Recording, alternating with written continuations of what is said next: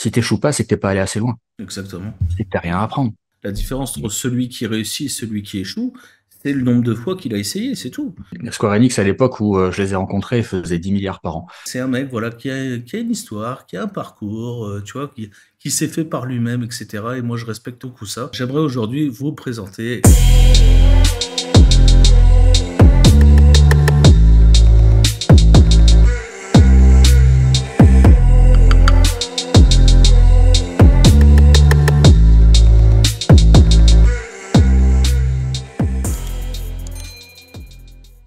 Aujourd'hui, les gars, c'est un jour spécial. Je reçois le pape de l'affiliation, le mec en tout cas qui m'a beaucoup inspiré ces dernières années.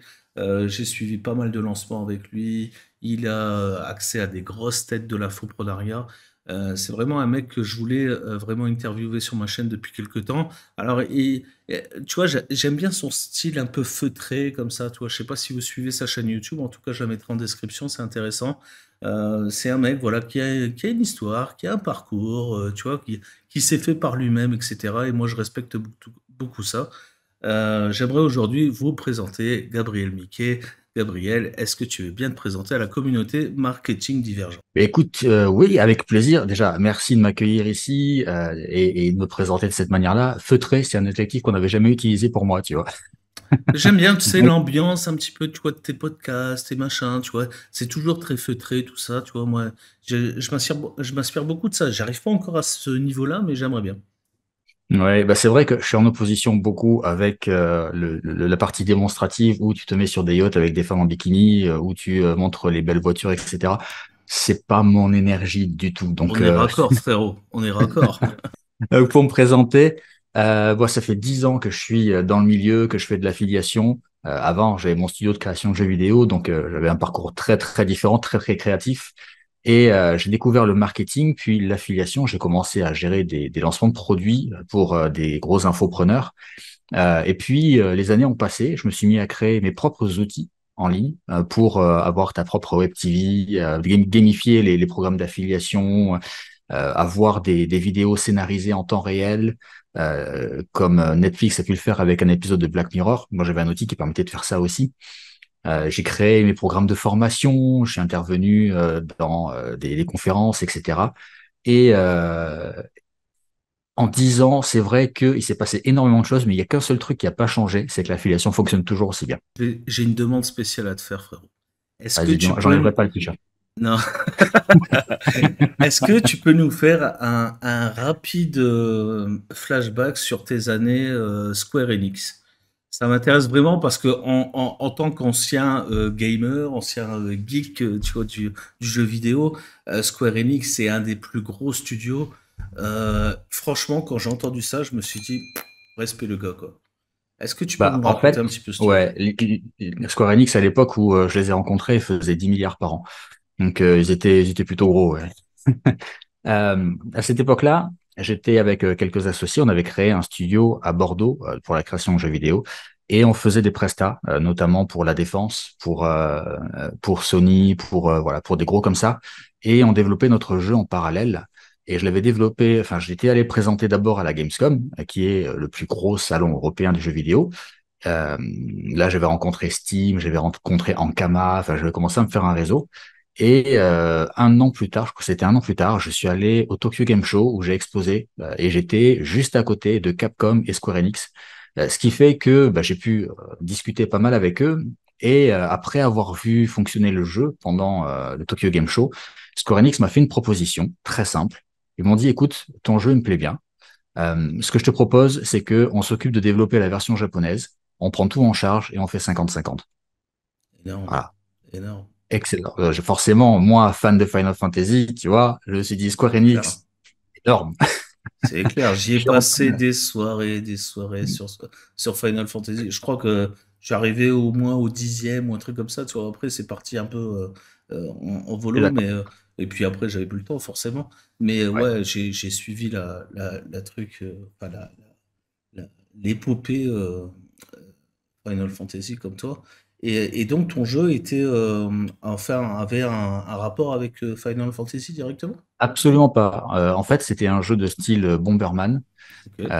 À la Excellente différence, référence.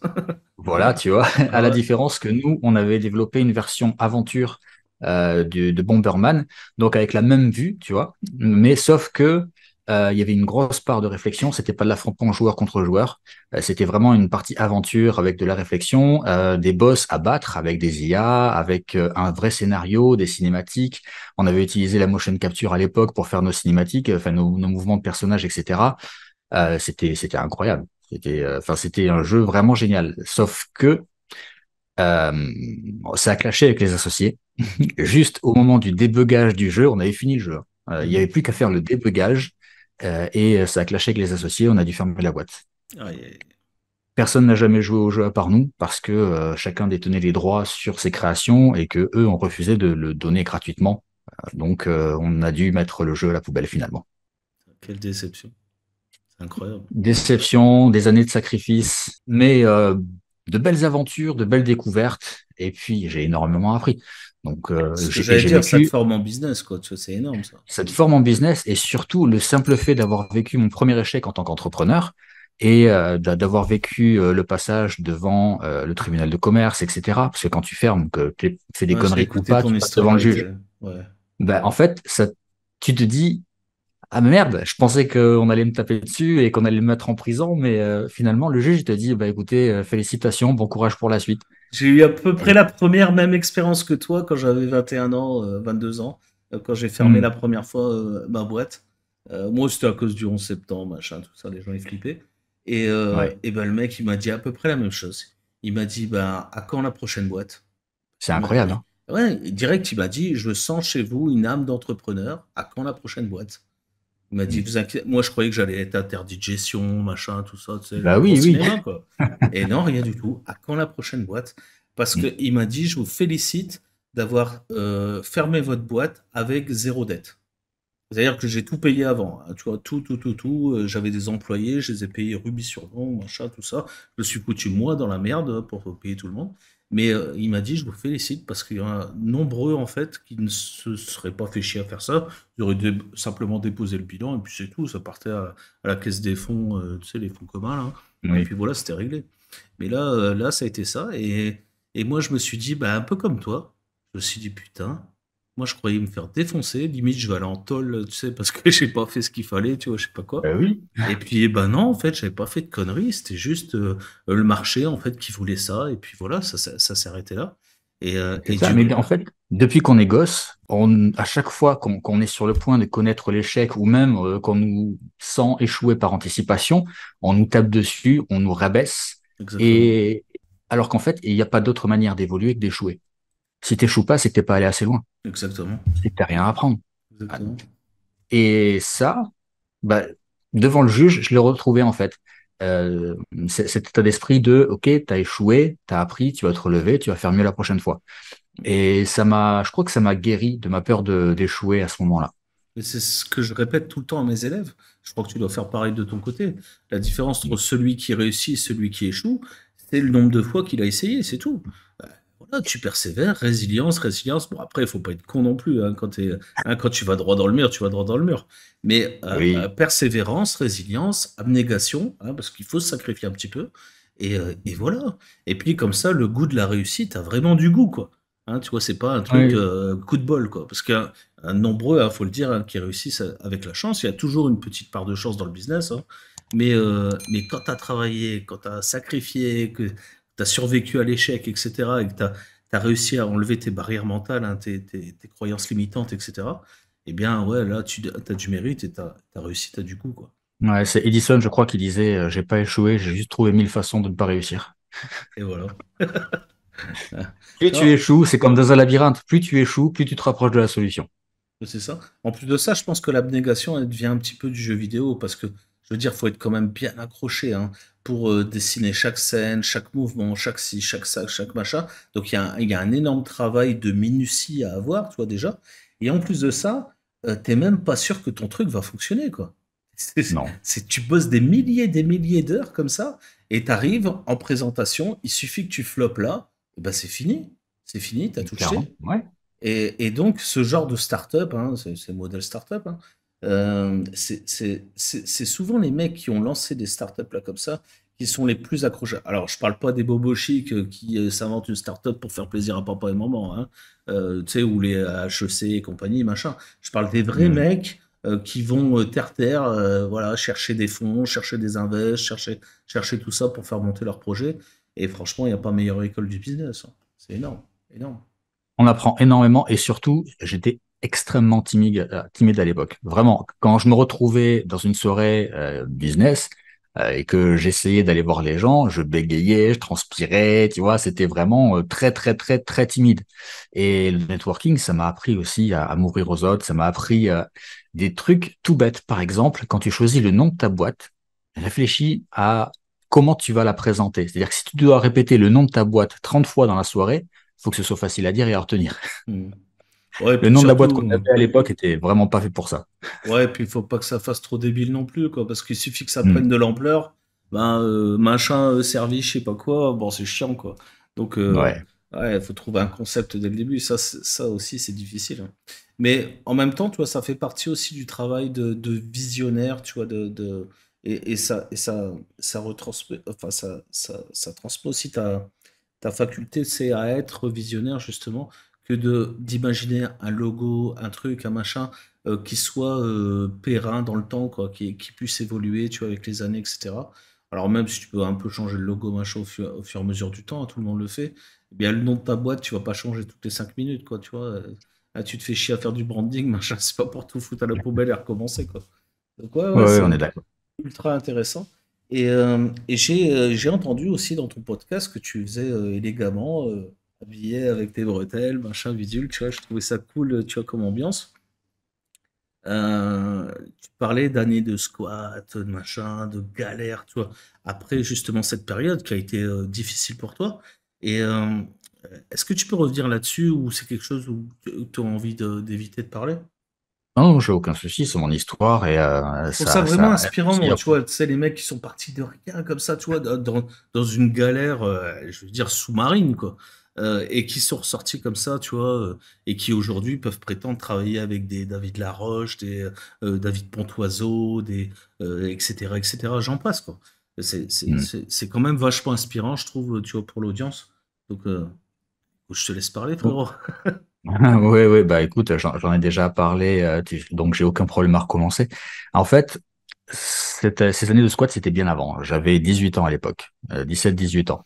Et je m'étais retrouvé dans un appartement avec un coloc et ses parents voulaient pas être cautionnaires, donc il n'était pas sur le bail, tu vois. Après avoir emménagé, ce mec n'a jamais payé le loyer. Donc, je devais assurer tout seul. J'ai perdu mon taf. Le Velux qui était, parce que je vivais sous les toits, le Velux qui était dans le salon s'est cassé la gueule. Tu vois, il pleuvait, il neigeait à l'intérieur parce que j'étais dans les Pyrénées, donc les hivers, c'était bien, bien, bien froid. Et à cette époque-là, ouais, j'ai vécu des moments extrêmement difficiles, ne serait-ce que déjà par le froid. J'avais pas d'argent, donc je mangeais pas, quasiment pas. J'ai failli mourir plusieurs fois. Et ça a été très, très, très compliqué. Mais j'avais la volonté. J'avais la volonté de ne pas lâcher, de chercher des solutions, d'avancer. Je savais que dans tous les cas, j'en resterais pas là et que bah, à partir du moment où tu abandonnes, c'est fini, t'es mort. Donc jamais abandonner. Mais, Toujours. mais comment un type qui est capable, comme ça, qui a une forte capacité quand même à s'attirer des emmerdes avec les gens qui croisent, hein, parce qu'il faut dire ce qui est quand même. C'est pas faux. T'as pas eu beaucoup de chance quand même sur ton début de parcours. Hmm. Comment est-ce que tu as réussi à obtenir cette réussite et à travailler aujourd'hui avec des gens quand même qui sont tête d'affiche en infopreneuriat, quoi? Ben, en fait, il y a des moments où j'ai de la chance quand même. Hmm. Je rencontre de bonnes personnes. Quand j'ai fermé le studio de création de jeux vidéo, je me suis posé des questions. La première question que je me suis posée, c'est pourquoi j'ai échoué? Qu'est-ce qui a fait que j'ai pas réussi à développer la boîte? Qu'est-ce qui a fait que j'ai pas réussi à faire rentrer plus de chiffres? À l'époque, il faut savoir qu'en Presta, on devait faire à peu près 20 000 euros par an, ce qui nous aidait à développer le jeu, à payer un développeur parce qu'on n'avait pas de développeur dans l'équipe. Tout le reste, on le faisait nous-mêmes. Mais il y a un truc qui est nécessaire et que les institutions, les associations, tout ça ne t'enseignent pas quand ils te suivent en tant qu'entrepreneur, c'est le marketing. On me disait toujours, dans ton prévisionnel, mets un budget marketing. Ça fait bien pour recevoir des subventions. Bon, moi, je mettais un budget marketing, Mhm. mais personne me disait ce que je devais en faire. Personne me disait, le marketing, c'est ça, il faut que tu fasses ça, il faut que tu crées une communauté, il faut que tu la fasses grandir, que tu l'entretiennes. Personne m'a appris ce que c'était le marketing. Donc, qu'est-ce que j'ai fait? J'avais une compétence qui était utile, qui était le montage vidéo. Je l'ai utilisé, je me suis inscrit sur une plateforme américaine et je suis devenu prestataire. Et je gagnais moins de 10 dollars de l'heure en tant que prestat. Donc, je peux te dire que c'était vraiment pas grand-chose. Mais ça m'a permis de monter des formations d'infopreneurs connus pour apprendre le marketing. Mhm. Donc, je payais pas les formations, j'étais payé pour faire le montage et j'apprenais en même temps. Mhm. Et avec ça, j'ai acquis certaines bases. J'ai fait une rencontre d'une personne qui travaillait dans l'ombre, un petit peu comme moi maintenant, et qui s'occupait de lancement, de marketing, etc. déjà à l'époque. Et cette personne m'a pris comme bras droit et m'a formé sur les bases. Et après ça, ben, j'ai commencé à voler de mes propres ailes et à avoir mes propres clients, à grandir, créer mes propres méthodes, faire mes recherches. Enfin voilà. Et petit à petit, comme ça, j'ai grandi. Eh ben, on est de la même école, frérot, hein. Parce que j'en profite pour passer un petit big up à mon petit gars Gavroche, qui est rentré comme ça dans une de mes formations. En tout cas, à l'époque, je faisais des coachings de groupe et je l'ai repéré, ce type-là. Et il a fait mon montage vidéo de toute la première partie de ma chaîne YouTube sur au moins 2 ans. Et il Mm. travaillait gratuitement pour moi, j'insiste, hein, gratuitement, en échange de formation. C'est-à-dire qu'il assistait à tous mes lives, à tous mes cours, à toutes mes formations, à tout, à tout, à tout, à tout. Et aujourd'hui, ben, il travaille pour une startup justement où il fait du dev, du web design, machin, tout ça. Et il est assez bien payé, tu vois, pour ça. Et voilà, il a appris une partie en tout cas avec moi Mm. grâce à cette méthode. Et je vous encourage tous là sur YouTube à écouter ce qu'on vous raconte. Il n'y a pas que moi qui le dis. Gabriel vous dit la même chose. Commencez par quelque chose, même si c'est gratuit, même si c'est payé pas cher, mais négociez de la culture, des compétences en échange. Et si vous faites ça, vous allez monter à une vitesse pas possible. Et derrière, vous trouverez l'indépendance que vous cherchez tant. Voilà. Il C'est y a un truc que j'aimerais aborder et qui est extrêmement important, dont on parle peu, c'est le mode de fonctionnement que l'on a en termes de réflexion. La majorité de la population va réfléchir de manière émotionnelle. Quand Mhm, tu réfléchis de manière émotionnelle, tu vas penser à ton ego. mhm, Je suis pas assez payé, je vais pas travailler gratuitement, ou je vais pas payer pour travailler. Tu vois, ce mhm, sont des phrases qu'on entend très souvent. mhm, Mais si tu réfléchis de manière logique et que tu te demandes quelles sont les étapes que tu dois suivre pour atteindre ton objectif. À ce moment-là, toute cette partie égo, elle disparaît, toute cette partie émotionnelle, elle disparaît, et tout ce qui rentre, en fait, ce sont des marches qui t'amènent jusqu'au moment où tu réussis. Et si j'avais eu cette réflexion émotionnelle, si je m'étais dit c'est pas assez payé, je mérite mieux, en tant que salarié, je gagnerais plus, bah, j'en serais pas là aujourd'hui. mhm. C'est sûr, j'en serais pas là aujourd'hui. Donc, Mais ayez une réflexion logique. Et tu vois, ça me renvoie un petit peu à ce que je disais il y a quelque temps. Tu sais, on est tous en train de critiquer le système scolaire français, l'éducation Mhm. nationale, machin, tout ça, ok. Mais en fait, quand tu réfléchis bien, où est-ce que tu apprends vraiment des choses à l'école? En fait, c'est pendant tes années de primaire, etc. Tu apprends à lire, à écrire, à compter, un peu d'histoire, etc. Et ensuite, au collège, qu'est-ce que tu fais? Ben, tu apprends à apprendre. C'est-à-dire que tu apprends des trucs en fait qui te servent à rien fondamentalement, mais qui te servent à éduquer ton cerveau pour pouvoir apprendre. Et ensuite, au lycée, ben, c'est un peu le perfectionnement de ça, parce que tu n'apprends pas grand-chose d'extraordinaire au lycée. Tu as quelques matières scientifiques, quelques machins qui peuvent t'apporter, mais c'est pas le grand déclenchement. Il y a qu'à partir des études supérieures ou de la voie professionnelle où tu vas vraiment apprendre quelque chose voilà, d'important qui va te servir. Et donc tout le monde dit, bah, en fait, du collège jusqu'au lycée, en fait, ça sert absolument à rien. Mais en fait, c'est juste 7-8 années qui te permettent de programmer ton cerveau à recevoir de l'information et à la stocker et à la gérer. Et donc apprendre à apprendre, c'est important. Donc, quand tu es dans une formation, en fait, le premier truc que tu dois faire, c'est reprogrammer ton putain de cerveau et te mettre en mindset apprentissage. Et si tu fais cet effort-là, en fait, eh bien, tout ce que tu vas recevoir, tu vas le conserver, tu vas pouvoir le stocker, le ranger, le classer, et tu vas pouvoir t'en resservir au fur et à mesure du temps. Et la plupart des gens, en fait, passent à côté de ça. C'est pour ça qu'on a des résultats de merde en formation, t'es d'accord? Hein, tu vois, quand on arrive à avoir 5% de réussite, on est content. Tu vois, quand on a 50%, tu vois, de mecs qui sont assidus, tu vois, on crie Alléluia, etc., etc. Et ça, c'est parce que, en fait, tu vois, ils veulent pas faire l'effort, tu vois, du mindset du début. Et c'est très intelligent ce que tu nous racontes là, parce que ça montre en fait une expérience de vie dans cet esprit-là, tu vois, que je trouve ultra intéressante. En fait, quand j'étais ado et jeune adulte, j'avais cette réflexion émotionnelle. J'ai eu une enfance, j'ai fait une adolescence assez complexe, donc forcément, comme j'étais en situation de survie assez régulièrement, c'est l'émotionnel, c'était le reptilien qui prenait le dessus. Mm. Donc, il a fallu que j'apprenne à me canaliser. Donc, c'est venu avec l'obligation de payer les factures, etc. Quand je suis devenu vendeur par téléphone, je vendais des assurances décès. J'avais des gens qui pleuraient au téléphone, qui me disaient qu'ils allaient mourir, qu'ils étaient condamnés. Tu vois, donc, quand t'es quelqu'un de très sensible, il faut que tu apprennes à gérer tout ça parce que tu peux pas rentrer chez toi le soir avec toute cette charge émotionnelle. Donc voilà, petit à petit, tu finis par accumuler. Un jour, tu pètes les plombs, tu te dis stop, c'est terminé. Et après, bah, tu cherches des solutions. Et au début de ma vie d'entrepreneur dans toute la partie infoprenariat, affiliation, etc., j'ai fait des rencontres et j'ai découvert des personnes qui parlaient des connaissances de soi, des modes de fonctionnement, des différents profils, des différentes manières de réfléchir, d'évoluer. Et en faisant ce chemin-là, en faisant ce parcours, j'ai fait deux choses. Premièrement, j'ai appris à me comprendre moi-même, savoir pourquoi je réagissais comme ça, pourquoi je ressentais les choses comme ça. Et j'ai appris à comprendre les autres. Pourquoi une personne s'énerve pour soi? Pourquoi une personne s'adresse de cette manière-là à moi? Pourquoi elle est agressive alors que je l'ai pas été? Tu vois? Et le fait de comprendre déjà moi, qui je suis, comment je réagis, et de comprendre les autres, les personnes qui m'entourent, ça m'a aidé, oui, d'un point de vue marketing et business, mais ça m'a aidé aussi d'un point de vue personnel. Parce que le fait de comprendre ce qui t'entoure, bah, plus rien t'énerve, plus rien te stresse, tu comprends. Tu vois, Mm. ce qui stresse, ce qui énerve, c'est surtout l'inconnu, c'est l'injustice. Mais à partir du moment où tu comprends ce qu'il y a derrière, bah, ça va beaucoup mieux. Et Mm. tu es beaucoup moins en réflexion émotionnelle, tu es beaucoup plus en réflexion logique parce que tu connais les mécanismes et les rouages qu'il y a derrière tout ça. Faut Donc, les je ba- pense que c'est important de s'en occuper aussi. C'est aussi les bases du marketing, hein. Effectivement, Mm. ça sert pour la vie perso, mais c'est les bases du marketing. Quand tu apprends Oui, l'influence et la manipulation, parce que tout le monde rapporte tout ça à ça, mais il y a aussi l'émotionnel. Et si tu arrives bien à sûr. gérer ça, ben, tu deviens d'un coup un très bon storyteller déjà, hein, puisque tu es Mm. capable d'apporter de l'émotion.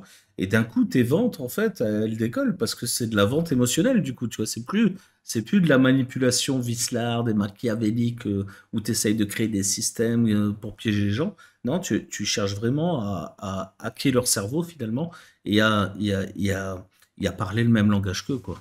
On Donc est c'est d'accord. Si tu veux que les gens te comprennent, faut te mettre à leur hauteur. Et je parle pas en termes d'échelle de valeur, mais en termes d'expérience, de réflexion et de mode de communication. Oui, effectivement, si tu sais faire ça, si tu sais regarder une personne droit dans les yeux et lui faire passer les émotions, passer le message, elle passera à l'action. Mais tu as raison, hein, avant de faire ça, avant de pouvoir faire ça, il faut le faire déjà sur soi-même et avoir un regard juste sur soi-même. Ne pas se surévaluer ni se sous-estimer, parce que c'est le même problème, en fait, juste inversé, quoi, tu vois. Manque de confiance Bien ou sûr. l'excès de confiance, c'est la même chose, en fait, c'est le même problème. Mm. Donc si tu arrives à faire ça sur toi-même, forcément, tu vois, tu arrives à un niveau. Hein. Euh, on a, ouais, les gars sur YouTube, on a le Daily Lama, là, tu vois, t'arrives à être zen, là, comme ça, c'est parfait, tu vois. Moi, j'avoue que, bon, j'ai une intolérance au con. J'y peux rien, j'ai du mal. J'ai du mal, tu sais, avec les gens qui refusent de se servir de leur cerveau. J'ai toujours eu du mal avec ça, et encore plus depuis que je fais du business online, euh, parce que j'ai tendance à prendre un ton un peu condescendant avec eux. Et ils le prennent mal, du coup, tu vois. Mais moi, Je je veux comprends. pas être condescendant, en fait. Je veux juste leur dire, écoute, j'ai pas de solution pour toi, parce que je suis pas équipé pour... Tu vois, il faut avoir de l'empathie pour ça, tu vois. Et moi, j'y arrive pas, tu vois. Donc, je suis pas empathe, j'ai pas d'altruisme, tu vois. J'ai pas été équipé de ça, tu vois, à la naissance. Et je l'ai jamais travaillé non plus pour le récupérer, si tu veux. Donc, voilà, c'est pour ça que je dis, bon, bah, écoute, frérot, va voir quelqu'un d'autre parce que moi, je peux pas, tu vois. Et toi, c'est Alors, bien, tu as c'est très réussi à faire cette intéressant. bascule, tu vois. Bah, en fait, dans ce cas précis, il n'y a pas vraiment de bascule. Je suis un être humain, j'ai des capacités limitées et j'en suis conscient. Je ne peux pas aider tout le monde et je l'ai accepté. Mhm. D'accord? À partir du moment où je peux pas aider tout le monde, il faut que je puisse dire aux personnes que je ne peux pas aider que c'est pas possible. Donc, il vaut Mhm. mieux qu'elles aillent voir une autre personne ou leur dire qu'elles ne sont pas prêtes, tout simplement, et de revenir plus tard me voir. Mhm. Et d'ailleurs, j'en ai parlé moi dans mon email de ce matin. Moi, je les appelle les moutruches. Tu vois, c'est des gens qui vont suivre la masse, faire confiance à l'autorité de manière aveugle, et dès que, en fait, quelque chose va mettre en péril cette confiance et cette Hop, autorité, il se cache. ils vont mettre la tête dans le seau Voilà. et complètement occulter le reste. Et même pire, si jamais quelqu'un approche trop près d'un point de vue émotionnel par le discours, par les preuves, par la vérité, mais en fait, ces personnes deviennent agressives. Exactement. Moi, ces personnes-là, euh, j'ai pas envie de les aider en fait. Mhm. Déjà parce que ça me prendrait trop d'énergie, parce que ces personnes ne sont pas prêtes et parce que je ne peux pas dire, moi, en étant conscient que je ne sais pas grand-chose de ce monde, que je détiens toutes les vérités. À Mhm. partir de là, cette personne peut avoir raison sur certains points, même si je pense aujourd'hui que ce n'est pas le cas, c'est possible. Donc, je vais pas avoir l'ego de dire, écoute, j'ai raison, je détiens la vérité, tu dois penser et faire comme moi. Non, c'est OK. Mhm. Chacun a son parcours, chacun fait comme il veut. Si la personne un jour se sent prête, elle reviendra. Mais aujourd'hui, je préfère concentrer mon énergie sur les personnes qui sont prêtes et qui veulent me suivre et faire en sorte que ces personnes-là réussissent. Et comment est-ce que tu réagis, par exemple, aux gens qui ont tendance à ne pas respecter ton temps? Je te donne un exemple là qui m'est arrivé là il y a quelques jours. Tu sais, je fais de la promotion en ce moment, tu vois, pour mon club privé. Et donc j'ai quelqu'un qui me dit, écoute, moi les emails, je suis allergique à ça, machin, alors qu'il s'intéresse au truc internet, c'est bizarre. Tu veux faire du Hmm. business online, t'es allergique aux emails, frérot, on fait pas de marketing, hein. Mais donc déjà il me dit ça, tu vois, j'ai pas confiance, il y a trop d'arnaques. Effectivement, il y a beaucoup d'arnaques, tu vois, c'est vrai. Énormément. Euh, Tu m'as l'air honnête, mais j'aimerais le vérifier en direct. Alors comme je suis en vacances à l'île Maurice, tu vois, bah viens me voir. Je lui réponds, écoute frérot, tu vois, à combien est-ce que tu estimes le prix de ton temps? Et à partir de ce moment-là, essaye d'imaginer à combien j'estime le mien et combien il vaut réellement. Et est-ce que tu penses que je vais utiliser donc ce temps qui m'est limité, j'ai 24 heures par jour comme toi, mais est-ce que tu penses que je vais utiliser ce temps pour venir te convaincre d'adhérer à quelque chose qui pourra changer ta vie? C'est peine perdue. Au bout d'un moment, si t'es pas convaincu par ce que je t'ai dit, mais arrête frérot, arrête, laisse tomber, va voir quelqu'un d'autre. Comment est-ce que toi tu réagiras à ça? Parce que moi quand je C'est dis ça, facile. c'est condescendant. Tu vois, je suis Non, moi condescendant, c'est facile. J'ai dit très simplement à la personne, écoute, t'es pas prêt, reviens plus tard quand tu seras prêt. J'ai suffisamment prouvé, ça fait 10 ans que je suis là, et je serai là dans 10 ans. Si dans 10 ans t'es toujours pas prêt, tant pis pour toi, moi j'aurais évolué. Chacun sa route. Je Mhm. perds pas de temps en fait. Une personne veut me prendre du temps et je sens que c'est pas nécessaire ou que ça va pas aboutir, je coupe tout de suite. Mon temps vaut plus que ça. Exactement. Exactement. Il Et n'y a ça, pas de, il y c'est. a pas de condescendance là-dedans. C'est juste dire, écoute, tu ne me crois pas, c'est OK pour toi. C'est d'accord. Ben, Mais va voir ailleurs. t'admettras, c'est difficile à faire comprendre aux gens ça. Que ton temps a de la valeur, que tu connais en plus de ça, toi, la valeur de ton temps. Donc, pour ne pas être indécent ou justement condescendant, ben, tu n'affiches pas le prix de ton heure. Et donc, tu leur dis ça, et donc, ils te répondent que tu as un ton condescendant ou ci ou ça ou machin. Non, mais en Donc, fait, c'est c'est. très simple. À partir du moment où tu parles de valeur, il y a un positionnement qui se fait inconsciemment sur la personne en face. Comme elle sait que tu as plus d'expérience et peut-être plus de portée et plus de choses à lui apporter, elle sent que sa valeur est inférieure. Mais le problème, c'est que souvent, on associe cette valeur à sa valeur en tant qu'être humain. Mhm, Donc, bah, la personne se sent inférieure en tant qu'être humain. Et donc, mhm. forcément, bah, tu as une réaction émotionnelle derrière. Tu viens de mettre le doigt sur ce qui allait pas. Et donc, je devrais rajouter ça à la suite de mon email. Ce n'est pas un jugement de valeur humaine, c'est un jugement de valeur professionnelle ou, euh, Oui, ou ou de tout mon temps. simplement, tu parles pas de la valeur de ton heure. Mhm. Tu dis juste, écoute, je comprends que tu ne crois pas en moi aujourd'hui. Je suis désolé de ne pas avoir réussi à te convaincre. Je te souhaite une bonne route pour la suite. Tout simplement. Il n'y a même pas besoin d'argumenter. Mhm. Intéressant. En fait, chaque argument Mais moi, je dois que tu tomber vas sur des plus placer, relous que toi quand même, parce qu'ils insistent à moi. Tu vois, ils me renvoient un oui, bah, email. tu Ouais, réponds pas, hein, il se fatigue après. ouais, ouais, bah après, je finis par bloquer aussi, hein, tu sais. Non, non, non. Non, mais en fait, chaque argument que tu vas donner va être une occasion de contre-argumenter. Mhm. Effectivement. Donc, arrête de donner des arguments. Ouais, ça devient un débat stérile, tu vois, comme les haters sur YouTube. Ouais, Mhm. Ouais, ouais, c'est vrai. Accepte, Mais laisse bon, couler. j'ai du mal à pas répondre, hein, tu vois, je te jure, hein, j'ai du mal, hein. Ça, Ouais, c'est. Pourtant, moi aussi, hein, ça fait plus de 20 ans que je suis dans le business et sur Internet depuis 2015, donc tu vois, j'en ai vu passer aussi. Mais tu vois, hmm. j'ai toujours tendance à répondre.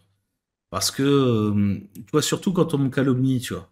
Parce que, tu vois, tu sais, quand tu as travaillé pour quelque chose, machin, tu y crois, tu vois. Tu as montré de la transparence. Alors, tu sais très bien qu'en marketing, on n'attire pas les mouches avec du vinaigre. Donc, tu es forcément obligé de faire un peu des promesses, des ci, des ça. Et toi, tu te bats, tu vois, quoi, pour dire la stricte vérité, machin, pour pas qu'on puisse te reprocher. Et puis après, tu as des connards comme ça qui débarquent et qui te sapent tout, tu vois. Et, et Ouais. moi, j'ai tendance, tu vois, à réagir, tu vois. Alors, bon, je réagis pas à tout, hein, non plus, hein. Mais au plus calomnieux, ouais, j'ai tendance à réagir, quoi. Ouais, après, bah, ça reste encore de la réflexion, de la gestion émotionnelle, et c'est ce qui est le plus difficile à gérer. Je reçois encore, moi, des emails de gens qui me traitent juste arnaqueur, connard, enculé. Bah, c'est OK, oui, si c'est ce que tu Oh. penses. En attendant, je t'ai mis un lien de désinscription, mais t'es toujours pas désinscrit de mes listes, donc tu vas continuer à recevoir mes emails, tant pis pour toi. Non, mais ça, Enfin, c'est normal, ça, frérot. Moi, je suis content de recevoir ce genre d'email. Il y en a qui menacent de me brûler, de machin, de faire je sais pas hmm. quoi, ok. Mais ça, c'est normal, ça veut dire que j'ai bien bossé. J'ai bien fait mon boulot d'email marketeur. Tu vois, donc ça, c'est bon, ça. C'est ok, ça. Moi, j'ai pas de problème avec ça. Les gens qui m'insultent, je ne réponds jamais, bien entendu. Parce que dès l'instant où ils ont franchi la barrière de l'irrespect, du manque de respect, eh bien, bah, je ne veux pas aller me rabaisser à leur répondre. Ça, c'est hyper logique. Mais non, mais tu vois, quelqu'un qui va bien t'écrire, tu vois, et qui va répéter les calomnies, tu vois, à ton propos, tu vois, machin, tout ça, j'ai tendance à répondre à ça. Tu vois, S'il le fait publiquement, une petite astuce, tu montres ça à ta communauté, et ils vont s'occuper de lui. Ah, ça, c'est pas bête, ça. Ouais, j'y Il pense vaut pas. mieux en fait que des gens convaincus qui savent que tu es quelqu'un de bien aillent laisser des commentaires positifs. Ça va noyer son commentaire à lui. Au pire, ils vont lui mettre quelques réponses. Mais ça aura beaucoup plus d'impact que si toi, tu te rabaisses à aller répondre aux attaques. Toi, t'as pas le temps. T'as mieux à faire. Bonne mentalité, franchement. Je savais que de discuter avec toi, ça allait comment je veux dire, équilibrer ma zénitude. Très bien. Tu vois, c'est ce côté, tu vois, Rééquilibre tes chakras. feutré dont je te parlais, tu vois. Tu sais, t'as une façon comme ça, très feutrée, tu vois, quoi, d'annoncer les choses, tu vois. Ça montre à la fois, tu vois, de la sagesse et de la maturité, je respecte tout ça. Si on parlait un petit peu de ton offre, là, parce que aujourd'hui, on s'est donné rendez-vous parce que on avait envie de communiquer, etc. Et puis, à force de parler sur Telegram, on a envie de se voir, on a envie de discuter, machin. On a déjà bien discuté avant cette interview, mais j'aimerais quand même qu'on parle de ton offre parce que pour moi, c'est quelque chose de différent de ce que je propose. Et j'aimerais qu'on élabore un petit peu une réflexion là-dessus, qu'on réfléchisse ensemble là-dessus et qu'on donne un maximum d'éléments aux gens qui nous suivent pour qu'ils s'aient fait. Qu'est-ce qu'ils vont retrouver là-dedans? Pourquoi est-ce que moi, qui fais de l'affiliation et qui ai des programmes en affiliation, eh bien, je fais de la promotion aujourd'hui pour quelqu'un d'autre qui fait de l'affiliation? Quelles sont nos différences? Quelles sont nos approches différentes, nos stratégies différentes? J'aimerais bien qu'on parle de ça. Et si tu veux bien, je vais partager l'écran de façon à ce qu'on puisse voir l'offre en même temps. Alors, pendant que tu fais le partage, je vais juste revenir sur l'histoire, pourquoi j'en suis venu à créer cette offre. Et en fait, j'ai vécu plusieurs étapes en tant que formateur, en tant que guide de nouveaux affiliés. Euh, j'ai voulu créer une armée d'affiliés. Premièrement, parce qu'en faisant des lancements, on a toujours besoin de nouveaux affiliés et on a envie qu'ils gagnent de l'argent. Mhm, J'ai commencé par créer des programmes de formation, de programmes vidéo, sauf que je me suis rendu compte que le passage à l'action derrière était pas génial, vraiment. Et on a l'habitude de voir ça sur les formations vidéo, malheureusement. Et donc, après quelques années, j'ai choisi de tenter l'aventure du club d'entrepreneurs. Je leur ai fourni la totalité des vidéos que j'avais tournées jusqu'ici, un peu plus de environ 200-250 vidéos de formation, le groupe Telegram pour interagir avec eux en direct et les aider. Et chaque mardi, je faisais un live de formation sur sur à peu près tout ce qui pouvait être utile. Parce que dans l'affiliation, tu as besoin de maîtriser le copywriting, le marketing, les IA, le graphisme. Enfin, il faut que tu maîtrises tout si jamais tu veux être performant. mhm. Donc, je leur faisais des formations sur plein de domaines. Et là, je me suis rendu compte, en fait, en relisant leurs questions, que je donnais tellement qu'ils étaient perdus et qu'ils ne savaient pas par quelle étape passer pour justement avoir un business que tu mets en place, que tu automatises, qui performent et qui durent. Et là, j'ai compris que être trop généreux, bah, ça posait problème et que malheureusement, bah, les gens étaient perdus derrière et que, bah, alors, la majorité ont des résultats. Je dirais que pas mal en fait plus de 1 500 € sur les 2 premières semaines. Mais il y a toujours Ok, des gens cool. qui ont un petit peu plus de difficultés avec la technique euh, et avec les outils et qui, eux, ont plus de mal à mettre en place les choses. Donc, j'ai décidé d'arrêter le club et de créer l'académie de l'affiliation. Et dans l'académie, de le construire véritablement comme une école, mais comme une école dans laquelle tu apprends quelque chose d'utile. Une école sur un cursus de 4 mois pendant lequel tu vas apprendre à créer un business de l'affiliation en partant de zéro et à la fin, tu deviens un affilié professionnel. Je te guide étape par étape. Comme ça, je verrouille chacune des étapes et je t'aide à faire en sorte que tu passes à l'action sur chacune de ces étapes. Et quand tu arrives à la fin, si jamais tu as bien travaillé et que tu as tout suivi, tu peux obtenir une certification. La Alors, c'est ce que je certification, vois ici, c'est ouais. -1, mise en place du système qui te permettra d'automatiser et de faire grandir ta machine à commission. -2, stratégie de promotion et de croissance pour gagner de plus en plus et sans faire plus d'efforts. Mhm. Excellent. Optimisation du temps. -3, utilisation de l'intelligence artificielle pour booster tes résultats, économiser du temps. Excellent. Productivité en plus. -4, récupérer de l'argent de tes commissions et planifier la montée en puissance. Excellent. On fait du scaling ensuite. Et Oui. donc, cette certification, en fait, correspond à quoi exactement? En fait, cette certification, elle va attester, moi je vais attester que tu es bien affilié professionnel. Ça va se Mhm, faire en 2 étapes, l'examen. Première partie, il y aura un examen dans lequel tu devras obtenir au moins 15 sur 20 en mhm, partie théorique. mhm, Et ensuite, il faudra que tu aies généré des commissions pendant cette durée de 4 mois. Et en mhm. fonction de la somme que tu auras gagnée en commission, eh bien, tu vas avoir un niveau de certification qui va être différent. Bronze, argent, or, diamant, en fonction de la somme que tu auras gagnée en commission. Et c'est moi qui vais attester, avec tout le poids de mon expérience et de ma réputation sur le réseau, que tu sais bosser, que tu fais du bon travail et que tu gagnes de l'argent. Le frérot, on a les mêmes techniques, ça, c'est incroyable. C'est ce que je Ah fais ouais? aussi avec, ouais, c'est ce que je fais aussi avec deux de mes programmes, où justement, bah, il y a un questionnaire final, etc. Et puis en fonction de ce que tu as gagné, tu peux avoir des bonus sur le certificat. Alors c'est pas un certificat qui a valeur, je sais pas comment on dit, nationale, Non, enfin il y a aucune voilà valeur quoi. pour l'éducation nationale, non. Mais c'est ma réputation que je mets en avant, comme tu le fais avec ça. Et donc ça, c'est excellent. Je trouve vraiment que ça, c'est une plus-value parce que souvent, en fait, regarde, par exemple, tu veux faire de la prestation de service. Tu vois, tu veux, par exemple, faire de la génération de leads ou je sais pas quoi autour de l'affiliation, tu vois, du service autour de l'affiliation. Eh bien, tu auras beaucoup de difficultés à justifier que toi, tu es meilleur qu'un autre si tu n'as pas ce genre de certificat. Alors, ce sont des Oui. certificats de fin de formation, si on peut dire comme ça, mais c'est la réputation du formateur que tu tiens avec toi. Et ça, c'est hyper important. Parce que Oui. bah, quand tu viens de chez Gabriel Biquet, eh bien, tu as un niveau de réputation. C'est comme le jus SEO finalement. Ça se transmet par le backlink en fait. Eh bien, c'est ce que Oui. je dis aussi à mes élèves de cette façon-là. Tu peux afficher que tu as étudié chez moi et que tu as réussi chez moi. Et donc, ce niveau de certification permet eh bien, de vendre plus facilement à des gens qui pourraient me connaître. Voilà, tout simplement. Ça va au-delà de ça, en fait, parce qu'une fois que tu as une certification avec un niveau suffisant, tu peux aller voir un vendeur et lui dire, écoute, voilà, moi je suis certifié diamant, j'ai sur les 4 premiers mois de formation gagné peut-être 2 000 € de commission. Je vois que ta formation, là, tu fais 30%, c'est un peu léger pour moi. Si tu fais 40, je me lance à fond avec toi. Mhm. Ouais, ouais. Ben, Tu vois, ça tu peux c'est, renégocier tes commissions. eh ben, en fait, c'est un raccourci à la réputation que tu vas pouvoir créer, par exemple, en faisant du Totalement. personal branding, quoi. Parce que Mhm. aujourd'hui, c'est ce que j'arrive à faire. C'est ce que j'expliquais au tout début quand je faisais de l'affiliation. Ben, je devais acheter chaque programme. Parce que si tu veux pas faire de la merde, grosso modo, il faut aller voir le programme. Donc, Oui. j'achetais chaque programme, donc ça me coûtait un certain budget tous les mois. Alors que maintenant, en fait, bah, je contacte les créateurs, je négocie avec eux un accès au moins 24 heures, tu vois, quand c'est des trucs un petit peu à étiquette.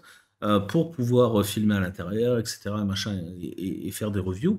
Et effectivement, j'arrive à négocier les commissions. Alors moi, jusqu'à 50%, frérot. Tu vois, j'arrive à aller un petit peu plus haut. Mais l'idée, c'est ça, ouais. Et c'est excellent. C'est excellent de pouvoir créer Oui, des partenariats privés grâce à ce certificat, quoi. je suis totalement d'accord avec toi. Quand tu commences à peser, les gens, enfin moi maintenant, je cherche plus, si tu veux, ça fait des années que je cherche plus de clients, que ce soit pour les lancements, que ce soit pour l'affiliation. On vient me voir, on me dit, écoute, j'ai ce programme-là, est-ce que tu peux m'aider? Je te file l'accès, regarde. Là dernièrement, Max Piccinini est venu me faire une proposition, par exemple, ce sera dans le programme en accès à mes affiliés avec une très très belle commission sur un programme qui se vend très très bien. Oui, l'avantage d'avoir ce réseau, cette réputation et cette ancienneté fait que forcément c'est bien meilleur pour le biz. Et si moi je peux en faire profiter à d'autres personnes, je vais le faire, mais j'en ferai pas profiter à n'importe qui parce que Mhm. forcément si ces personnes font de la merde, ça va rejaillir sur moi Ah, et je veux pas forcément, que hein. ça m'éclabousse. Voilà. Forcément. Donc, Mais tu mets en avant tes élèves.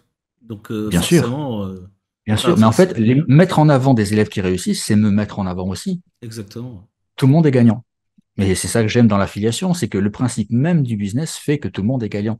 Le client qui achète la solution est gagnant parce que ça résout un de ses problèmes ou ça l'aide à gagner en connaissance, enfin peu importe. Le vendeur va gagner de l'argent qu'il n'aurait pas gagné autrement et il l'a fait sans dépenser de la pub. Et l'affilié, lui, va gagner de la commission et en plus, il va être valorisé autant du point de vue que du vendeur que de l'acheteur. Tout le monde est gagnant. Ouais, et puis on peut dire la vérité aux gens, hein. Il y a des affiliations aussi à double niveau. Donc de faire de la promotion aussi en recherche d'affiliés, ça peut aussi être de l'affiliation. Vous voyez, vous recrutez des affiliés de bonne qualité pour le créateur, hein, pour l'annonceur, et vous, en fait, vous faites des commissions en plus des commissions qui ont déjà été générées par votre équipe d'affiliés. Et ça, c'est Tout ultra à fait. intéressant aussi.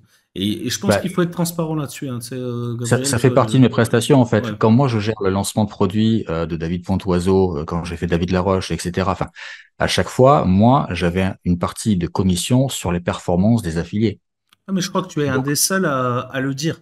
Parce que moi, je le sais. Je le sais parce que ouais. dans ta communication, tu l'as dit. Mais je crois Oui, que tu es un des seuls à le dire. j'affiche clairement mes tarifs. Quand on me pose la question, je le dis. Je suis à 10 000 € de fixe et je prends 10% sur la marge des générée par les affiliés. J'ai Mhm. aucun problème à dire ça parce que si je le méritais pas, ça n'arriverait pas. Personne ne me paierait pour ça. Ah, mais Et ça, c'est je devrais évident. aller chercher moi-même mes clients, tu vois, alors que ça fait des années que c'est plus le cas. Le simple fait que ça marche et que ça vienne tout seul, ça veut tout dire en fait. Et ce Non, qui est non, mais très ça, intéressant, c'est c'est. que pour y arriver, j'aide mes affiliés à devenir meilleurs. Mais bien sûr, hein. En fait, il y a un double travail chez toi. Il y a à la fois la formation des affiliés pour qu'ils deviennent meilleurs, qu'ils fassent plus de commissions, etc.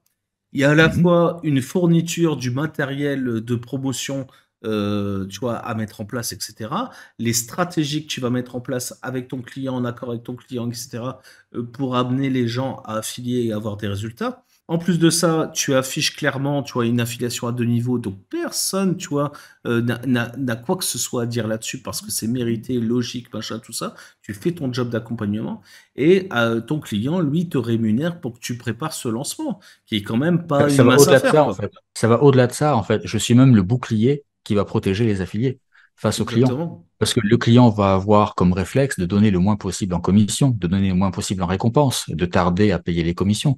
Moi, je suis le bouclier qui protège mes affiliés et qui fait en sorte qu'ils soient payés, qu'ils aient le maximum de commissions. Et plus les affiliés vont avoir de commissions, moins moi je vais gagner en pourcentage de second niveau, Mhm. en cash. Bien sûr. Mais je m'en fous, en fait. Parce que si mes affiliés gagnent suffisamment, déjà, ça me fera plaisir. Et en plus de ça, ils reviendront. Donc, ils me soutiendront sur les opérations suivantes. Donc, c'est un investissement. J'investis dans mes affiliés. Mhm. Non, mais c'est une bonne répartition du business. Je trouve ça intéressant. Et contrairement au MLM, machin, tout ça, tu vois, il n'y a rien de Ah ouais. caché, tu vois. Ça n'a absolument Non. rien à voir avec le pyramidal, quoi, tu vois. C'est pour ça, tu sais, j'ai fait beaucoup de vidéos là-dessus pour que les gens comprennent que l'affiliation, ça n'a rien à voir avec le MLM. Mais c'est un Hmm. peu compliqué parfois d'expliquer. Parce que en MLM, ils vont inventer des trucs, des machins, des nanas, tu vois, avec des conférences de je sais pas quoi. Et au final, en fait, c'est juste un Ponzi qui sont en train de te monter, quoi. Et puis les commissions, tu vois pas forcément la couleur, ou d'un coup elles sont beaucoup moins élevées que ce que tu avais prévu.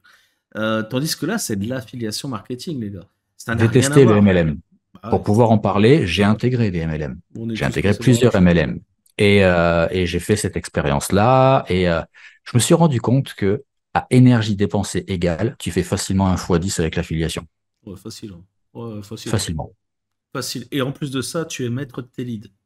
Parce que tu Oui. balances pas comme un débile, tu causes sur les poches de l'autre. Donc tu Mm. gères ton trafic et tout d'un coup, si l'affilié machin te paye pas bidule, eh bien tu peux aller shooter chez un autre, c'est pas un problème. Est-ce que au MLM, bah, t'es poings Ah, liés, t'as les tu vois, avec mailliers, ton hein. truc, hein. Mm. Ouais, Ouais. voilà.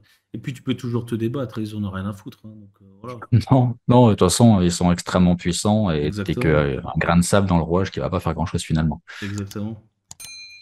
Très intéressant tout ça. Et putain, je veux pas te draguer là, frérot, tu vois, mais on a plein de points communs, c'est un truc de ouf, hein.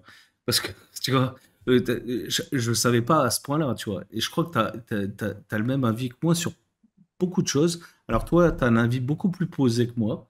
Je Mhm. crois que c'est parce que tu as commencé avant moi l'affiliation professionnelle, parce que moi j'ai commencé vers 2009 aussi, mais pas du tout pro, hein. Moi je faisais du clickbank, spam, clickbank.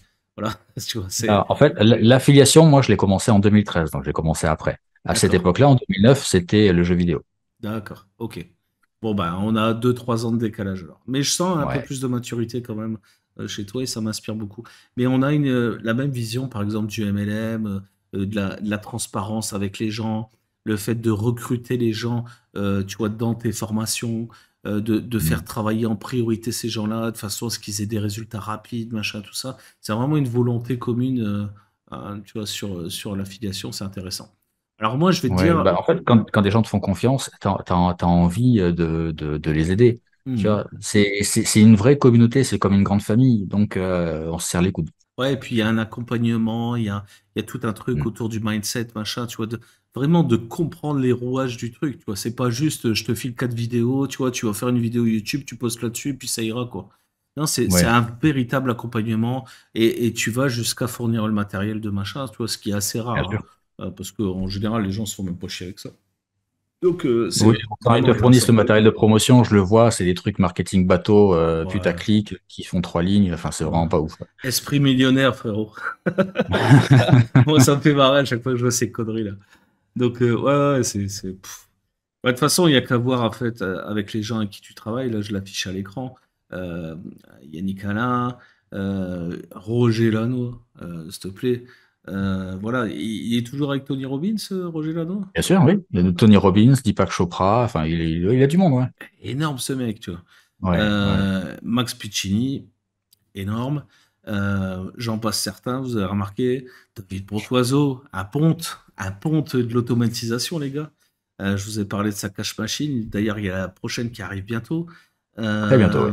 Et Voilà, d'ailleurs, je travaille avec lui, là. voilà. David Laroche, voilà. Et puis les autres, bah, je connais pas ou je veux pas en parler. Bah, Vous avez David J, t'as compris. dû en entendre parler. David J, ça me dit quelque chose. Enfin, son David, nom me dit David quelque J, en chose. fait, c'est la personne qui a démocratisé la vidéo de vente, il a créé la méthode Vipsy.